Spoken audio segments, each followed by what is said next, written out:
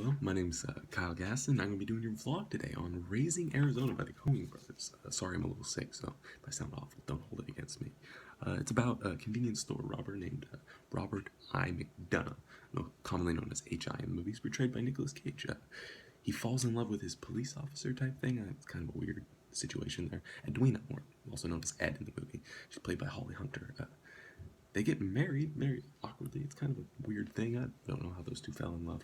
But they soon discover that they can't have kids, and that's just threw Ed over the edge, and they learn about this family that has 5 rich kids, and somehow they get this idea in their head that they're going to steal one so they can have a kid because they have plenty, obviously.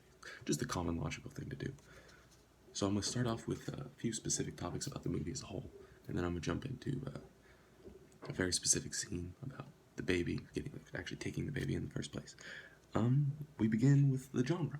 As a whole, the movie's a mystery, crime, comedy type thing. It's mostly about the comedy. It's kind of a cool little mystery bit. It's purely a narrative movie. It's not a documentary in the slightest, and it's most certainly not experimental. There's kind of a central theme of keeping a family together, which you kind of see with them struggling to take care of the baby after they take it. And it's set in 1985 in Arizona. So, let's talk about some of the filming in the movie, specifically the scene where he steals the baby. You start off with a stationary shot of the living room. It's like a medium-long shot. It shows the parents relaxing away from the baby. It shows they're not really caring. They're kind of leisurely doing whatever they want. And then it flips to this low-angle shot of H.I. holding the baby. And it's like somewhere between a close-up and a medium close-up. It's not super close, but it's like somewhere in between those two. And it like really shows his helplessness from the low angle. And it's like you can see the expressions on his face like really well. And it's really common in this scene. I'm going to refer to it as a 2, so I can kind of show some of the pattern as I'm going. And then there's a over-the-shoulder view of him holding the baby over his left shoulder, and it's like shows like him holding the baby most of the time, and sometimes just the baby's in the crib. I'm going to call out on the 3 because it's pretty common as well. Then from there you go back to a 2. You see him like holding the baby, and then there's a stationary medium-long shot of the nursery to show like overall like him like kind of freaking out as he paces back and forth. And he takes the baby over, puts it in the chair in the shot, and then you get a stationary close-up of the baby in the chair. It's kind of a cute little shot. And then you jump back to the over-the-shoulder, the 3, and then back to a 2, and then a 3, and then in the 2 and the 3 there, he grabbed another baby, and then he puts it on the ground, and then you kind of get like this close-up shot, just like the chair, of the baby on the ground, and then this little low angle of him, H.I., like standing up away from the baby. And you get 3 again, and then you get another shot of the baby on the ground, and then another one of it looking up, and then another look at the chair baby. And then another 2 and a 3 as he grabs another baby.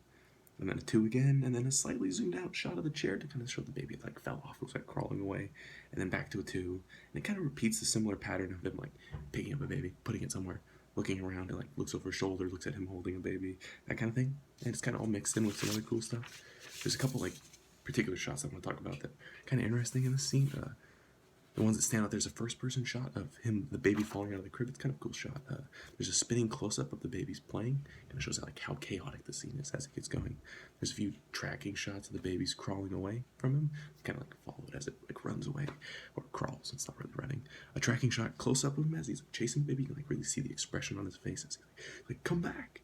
And there's a pan shot of the room after he realizes that all the babies just disappeared. And then there's also this cool tracking zoom of his face. Like when it like goes out, it just like follows him, and it's just like a perfect little shot. And let's go to the use of sound real quick. Throughout the scene, we hear crickets and wildlife as a diegetic off-screen ambient noise, just kind of like show how quiet it is, and like puts a stealthy mood on the scene. And then we get frequently used like non-diegetic, non-faithful sounds, just like music riffs, like the little off sounds to build like some suspense and draw attention to specific actions. There's like the Jaws da-da, da-da, when the baby like jumps out of the crib.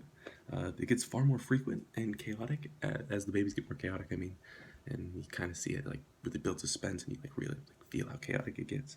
And then you get one when the baby goes out the door, and then like shows like horror in his face. You get like a nice little riff. I felt like the scene as a whole was really important because it like shows he was not ready for what he was doing, and he like freaks out. So yeah,